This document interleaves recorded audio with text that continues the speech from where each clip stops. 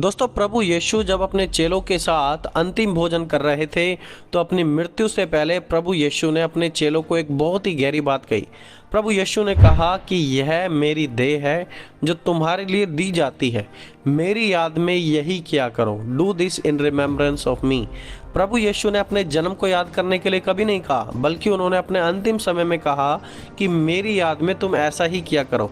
और इसके कुछ समय बाद प्रभु यीशु की क्रूस पर मृत्यु होने वाली थी। क्रूस की मौत एक सबसे दुखदाई मौत थी और इतनी दर्दनाक और भयानक मौत थी कि ऐतिहासिक लेखक और लॉयर सिसरो ने इस प्रकार कहा कि क्रूस की मौत का जिक्र भी अपनी जुबान से नहीं करना चाहिए। रोमन हिस्टोरियन टैसिटस ने इस प्रकार लिखा कि दुनिया की सबसे बुरी और दुनिया की सबसे दर्दनाक मौत यदि कोई व्यक्ति कभी एक्सपीरियंस करेगा तो वो है क्रूस की मौत। क्रूस पर लोगों को पनिशमेंट देकर मारना यह सबसे पहले पर्शियन लोगों ने शुरू किया था और पर्शियंस के बाद कार्थेज के लोगों ने, जो कि बेसिकली नॉर्थ अफ्रीकन साइड के लोग थे, उन्होंने इस पनिशमेंट के मॉडल को अपनाया।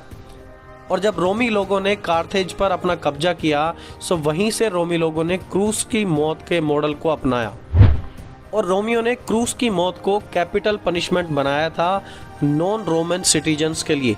सो ओरिजिनली रोमन्स ने खुद क्रूस की मौत को इन्वेंट नहीं किया था, but it was a copied idea, जैसे हमने अभी बात की है।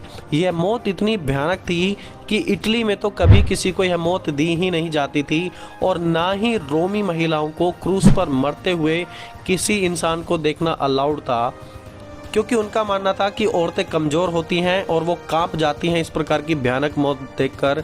सो रोमी महिलाओं को क्रूस पर किसी को मरते हुए देखना भी अलाउड नहीं था। और जो क्रूस पर इंसान को लटकाया जाता था तो वो इंसान कई बार कुछ घंटों में मरता था और कई बार उसे मरने के लिए कई दिनों का टाइम भी लगता था और वो वहीं पर क्रूस पर लटके लटके तड़प तड़प कर मरता था। और यह मौत केवल हाई लेवल क्रिमिनल्स के लिए थी। लेकिन आज क्रूस की मृत्यु को सिर्फ और सिर्फ एक व्यक्ति के साथ जोड़ा जाता है, जो है प्रभु यीशु मसीह। आखिरकार ऐसा क्यों, क्या हुआ?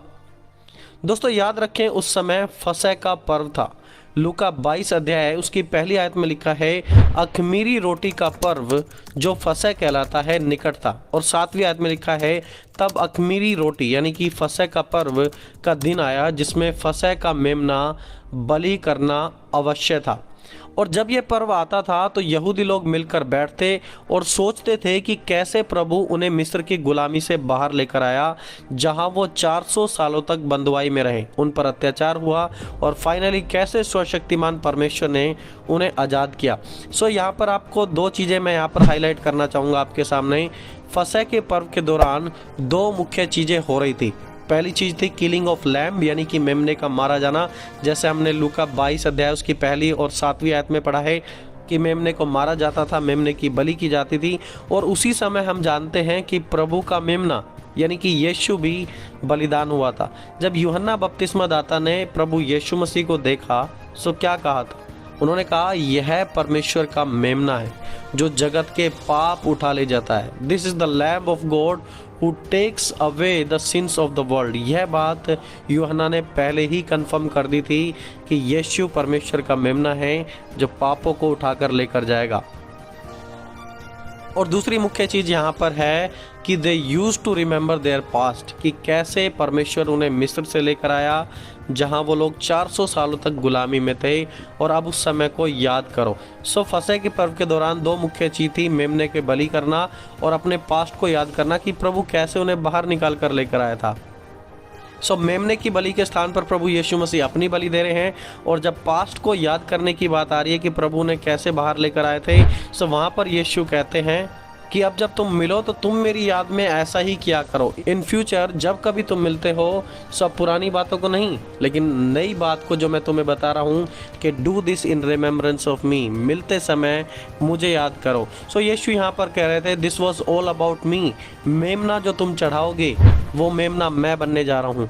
जो पुरानी बात तुम परमेश्वर की याद रखते आए हो मिस्र से निकलने की और तुम अपने डिलीवरेंस की बात करते हो, अब मैं पूरा डिलीवरेंस का काम अब सलीब पर करने वाला हूँ, क्योंकि मैं अपनी जान देकर सबको छुड़ाने वाला हूँ।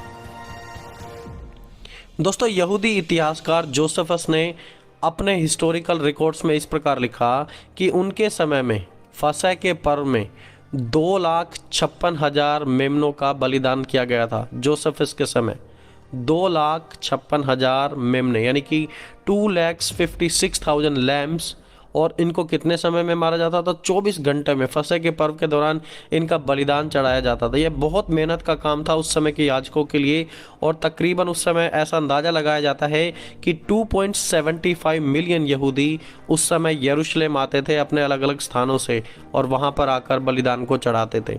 और बिल्कुल उसी समय जब बलिदान चढ़ाया जा रहा है, जब 2,56,000 मेमने काटे जा रहे हैं, उन्हें बलिदान किया जा रहा है, 2.75 मिलियन लोग इकट्ठे हुए हैं, और बिल्कुल उसी समय प्रभु यीशु जो परमेश्वर का मेमना था, वो भी अपना बलिदान देने के लिए तैयार था। 2,56,000 मेमनों का लहू कभी उद्धार का काम पूरा नहीं कर पाया, और यह नंबर तो सिर्फ 1 साल का है। ऐसे कितने मिलियंस ऑफ मेमने मारे गए होंगे वहाँ पर। और प्रभु यीशु ने क्या कहा? प्रभु यीशु ने कहा, पिता इसलिए मुझसे प्रेम रखता है कि मैं अपना प्राण देता हूँ कि उसे फिर ले लूँ, और उसे मुझसे कोई छीनता नहीं, वरन मैं उसे आप ही देता हूँ। मुझे उसके देने का अधिकार है और फिर उसे लेने का भी अधिकार है।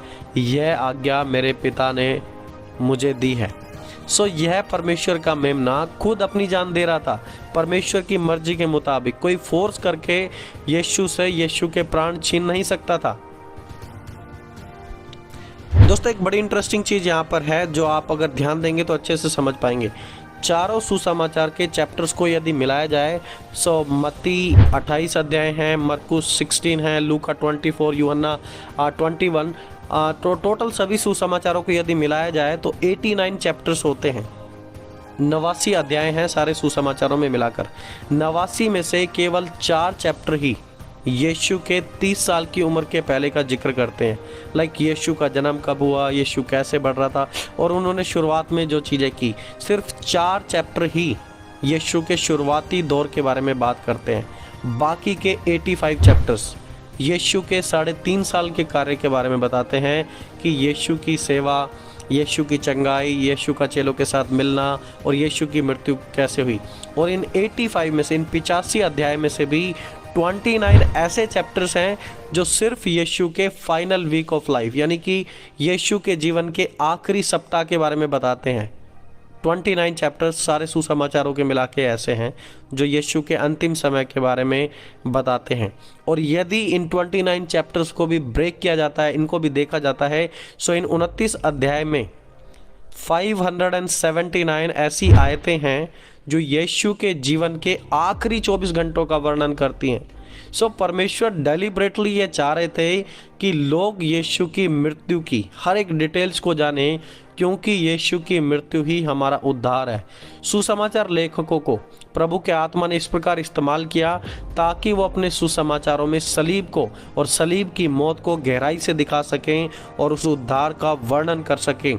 इसलिए सुसमाचार का जो एक मेजर पोर्शन है वो सिर्फ और सिर्फ यीशु मसीह की मौत के बारे में बात करता है।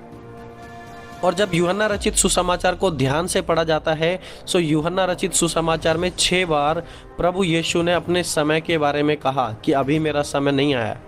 जब यीशु की माँ मरियम यीशु से दाखरस बनाने के लिए कहने लगी, यीशु ने कहा कि हे महिला, मेरा समय अभी तक नहीं आया है। जब यहूदियों ने यीशु को पकड़कर मारना चाहा तो वो उसे नहीं मार सके, क्योंकि वहाँ पर लिखा है कि उसका समय अभी तक नहीं आया था। यूहन्ना 7 में हम पढ़ते हैं कि यीशु अपने भाइयों से कहते हैं कि मेरा समय अभी तक नहीं आया है। लेकिन जब प्रभु यीशु आखिरी बार यरूशलेम में विजय प्रवेश कर रहे थे, यीशु ने उस समय पहली बार कहा। यूहन्ना 12 अध्याय उसकी 23 आयत में हम पढ़ते हैं, यीशु ने कहा, वह समय आ गया है कि मनुष्य के पुत्र की महिमा हो। पहली बार यीशु ने अपनी मृत्यु के समय इस बात को कहा कि अब वह समय आ गया है जहां पर मनुष्य के पुत्र की महिमा हो। यीशु की मौत ही हमेशा से हमारा उद्धार का प्लान रही है परमेश्वर की नज़रों में। और आगे इस प्रकार लिखा है, प्रभु यीशु ने कहा कि अब मेरा जीव व्याकुल हो रहा है, इसलिए अब मैं क्या कहूँ। हे पिता, मुझे इस घड़ी से बचा, परंतु मैं इसी कारण इस घड़ी को पहुँचाऊँ। प्रभु यीशु खुद इस बात को क्लियर करते हैं कि यही मेरा पर्पज़ है दुनिया में आने का, मैं दुनिया को बचाने के लिए ही आया हूँ। दोस्तों दुनिया के बाकी सभी धर्मों में और मसीहत में क्या फ़र्क है? बाकी सब कहते हैं you should suffer for God, but God of Bible says I will suffer on your behalf. दूसरे कहते हैं कि तीर्थ यात्रा करो, नंगे पैर चलो, घुटनों पर चलो, ये चढ़ाओ, इस पत्थर के चारों ओर घूमो, अपने शरीर को दुख दो, मारो पीटो। परंतु प्रभु के दास पौलुस क्या कहते हैं कि मेरा उद्धार मेरे भले कामों की वजह से नहीं पर उसकी दया से होता है। हमारा परमेश्वर कहता है बेटा तू दुख मत उठा, तू बलिदान मत कर, तेरे लिए सब कुछ करने के लिए मैं तैयार हूँ, मैं तेरा पिता, मैं तेरे साथ हूँ। यह सबसे बड़ा फर्क है दोस्तों। और दोस्तों इसीलिए तो जब हम ध्यान से बैठते हैं, सोचते हैं इस दिन के बारे में जब प्रभु यीशु मसीह मरे, सो इसीलिए तो हम उस दिन को गुड फ्राइडे कहते हैं, क्योंकि यह वो दिन था जब हमारे परमेश्वर ने अपनी अच्छाई, अपनी भलाई को हम सभी के ऊपर अपने प्रेम के द्वारा उंडेल दिया था। गुड फ्राइडे, जब एक व्यक्ति को प्रॉब्लम होती है तो डॉक्टर उसे रिकमेंड करते हैं कि आपकी सर्जरी होगी, और जब सर्जरी होती है तो क्या होता है, पेशेंट के ऊपर चाकू चलाया जाएगा, उनके बॉडी पार्ट्स को काटा जाता है, लेकिन डॉक्टर क्या कहेगा कि आपको दर्द नहीं होगा, मैं आपको इंजेक्शन दे दूंगा ताकि आपको दर्द ना हो। लेकिन जब वो व्यक्ति होश में आता है, नेक्स्ट डे या कुछ दिन बाद जब वो होश में आता है, रिकवर करने की कोशिश करता है तो उसे दर्द होता है। लेकिन जब वो कुछ समय बाद बिल्कुल पूर्ण रूप से ठीक हो जाएगा, तो जब वो उन पुराने समय को देखेगा, वो याद करेगा कि मेरी सर्जरी हुई थी, उस समय मुझे दर्द तो हुआ था लेकिन आज मैं ठीक हूँ, और यदि मैं उस समय वो सर्जरी नहीं कराता तो आज मेरी सिचुएशन बिल्कुल बिगड़ सकती थी। सो सर्जरी के दिन तो वो बड़ा दुखदाई होता है, लेकिन आज ठीक होने के बाद वो जब उस दिन को याद करता है तो वो कहता है कि यह मेरी ज़िंदगी का एक अच्छा दिन था। जिस दिन यीशु सलीब पर चढ़े वो दर्दनाक दिन जरूर था, लेकिन आज वही दिन गुड फ्राइडे बन गया है, परमेश्वर का दिन बन गया है, जहाँ पर हम उसकी मृत्यु को याद करते हैं, क्योंकि परमेश्वर ने हमें बचा लिया है। दोस्तों सोचिए इसके बारे में कि आदम हव्वा ने जब पाप किया और अपने लिए कपड़े बनाए, किस चीज़ से उन्होंने कपड़े बनाए थे? अंजीर के पत्तों से, राइट। और मैं नहीं जानता कि आप में से कितने लोगों ने ट्राई किया है या नहीं किया, लेकिन मैंने ज़रूर ट्राई किया था कि अंजीर के पत्तों को जब हाथ पर आप घिस लेंगे, अपने शरीर के किसी भी अंग पर घिस लेंगे, तो आपके शरीर में खुजली होने लगेगी, रैशेस होने लगेंगे। और आदम और हव्वा उन्होंने तो अपना पूरी ड्रेस ही अंजीर के पत्तों से बनाई हुई थी, और वो टेम्परेरी ड्रेस थी, वो पत्ते सूखते थे और उन्होंने दोबारा बनानी पड़ती।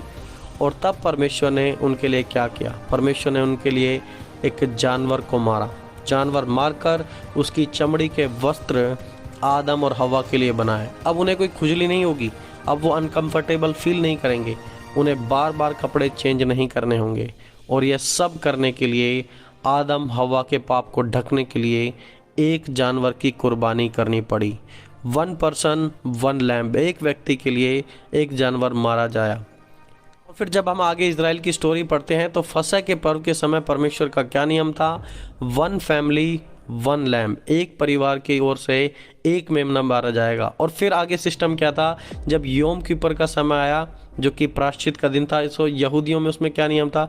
उसमें था कि 1 नेशन 1 लैम्ब, यानी कि पूरे देश के लिए एक मेमने को मारा जाए। सो यहाँ पर ऑर्डर समझिए आप, पहले एक व्यक्ति के लिए एक लैम्ब यानी कि एक मेमना मारा जा रहा था एक व्यक्ति के लिए, फिर एक फैमिली के लिए एक मेमना मारा जा रहा था, फिर उसके बाद एक देश के लिए एक मेमना मारा जा रहा था। और फिर उसी समय प्रभु यीशु आते हैं, परमेश्वर के नियम को लेकर आते हैं, और वो नियम था 1 लैम्ब फॉर ऑल ह्यूमैनिटी, एक मेमना अब हर एक व्यक्ति के लिए, हर एक परिवार के लिए, हर एक देश के लिए, एक मेरा मेमना ही पूरी मानव जाति का उद्धार कर सकता है।